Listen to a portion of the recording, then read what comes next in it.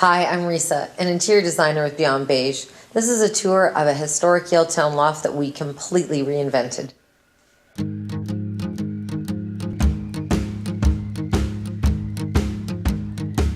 So we're at a place in Yaletown which includes a lot of history and some humor. We will start just taking a look at these really old lockers that we found. So they're not actually individual lockers on the inside. You've got a full closet with some storage and some shelving in there. All these original cogs and gears are from Progressive Engineering, which built the Lionsgate Bridge. On the other side here, we have the barn door that we put in for the laundry room. All we had to do was put it on a new rail and it was ready to go. We're gonna go into the master.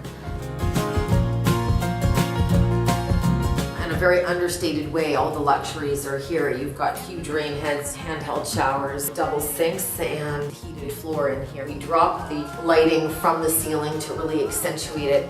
We used a combination of marble and tile that looks like wood, kept that historic element to it.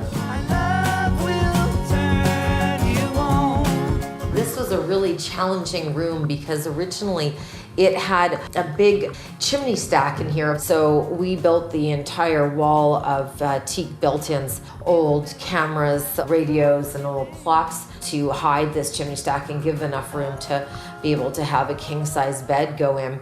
We were trying to figure out how to make this bathroom considerably more interesting with the fact that we really didn't have the opportunity to create more space. We came up with the idea of taking an old clawfoot tub and we re-enameled it in this chartreuse yellow and then set it in a box of concrete. To me, works really well with the rest of the colors that we infused in here. Hand glazed hex tiles. And then our third color is injected in the red faucets that we used. Behind that is the really raw corrugated iron walls. We had found this artist that did these lights that look like it's water droplets.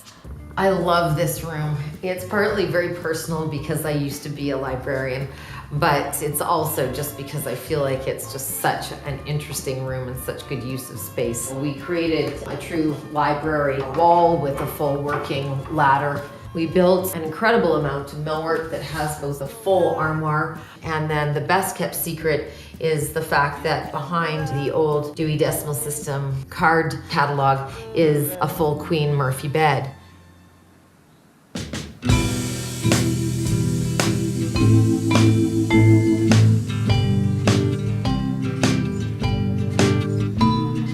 So now in the main living area, so we came up with the idea of a wine rack, and so found these old pop crates, took a large piece of plexi and backlit it and put all old newspaper clippings so that it kind of created this nice warm glow.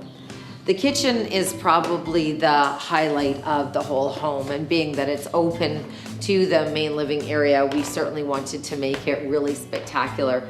So we took all the solid panels out of the doors and put in this really old barn glass that has all the old chicken wire with the kind of natural frosting. I picked this incredible blue turquoise, changed the countertops to be a combination of butcher block and cast concrete. We got these CBS lights from Chicago and various lighting from other movie or television sets.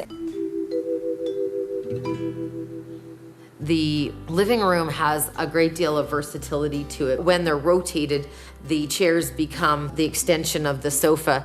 With the height of the ceilings, we had to get in a nice big industrial fan because in historic buildings, there isn't any opportunity to have air conditioning. So we got a fan that was actually meant for a dairy barn. I'd been waiting to use this copper for such a long time to make this sort of patchwork quilt for the fireplace and television that really became a focal point for the room.